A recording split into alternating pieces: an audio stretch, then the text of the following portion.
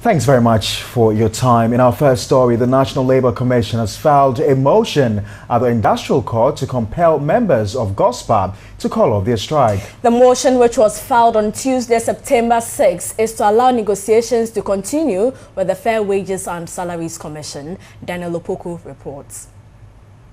On Wednesday, August 31, the leadership of GOSPA and the Fair Wages and Salaries Commission met the National Labour Commission to resolve their concerns.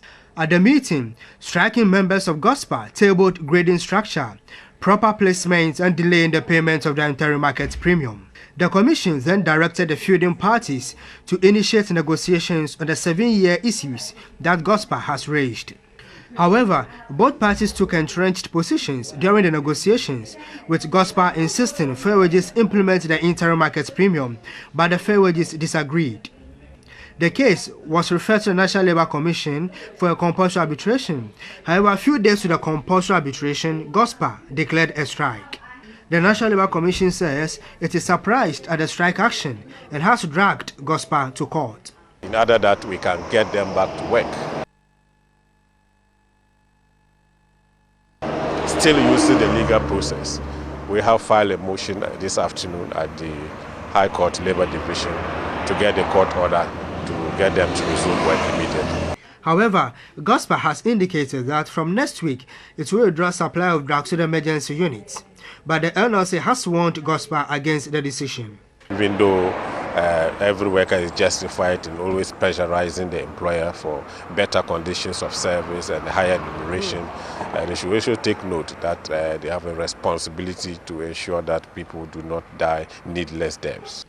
Meanwhile, the Fair Wages and Salaries Commission has denied claims by GOSPA that they have not received their interim market premium. Whatever they are enjoying right now is based on what information they give us about the additional duty hours. So it is not entirely true that they are not enjoying interim market premium. They are enjoying it, and it was based on the figures they gave us. And patients at various hospitals across the country are frustrated due to the ongoing strike by GOSPA. They contend that lives will be lost if GOSPA does not call off the strike action. Usually busy OPD section of the Komfo-Anokye Teaching Hospital had been reduced to a handful of patients. The situation was no different at the Koforidua Regional Hospital.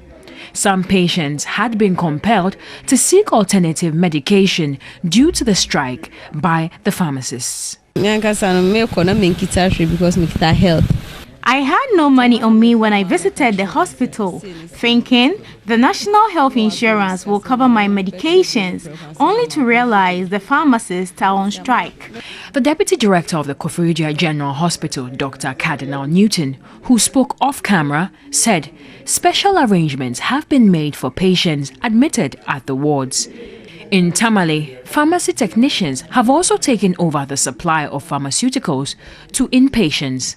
Some patients have bemoaned their inability to afford the services of private pharmacies, hence may resort to other alternatives.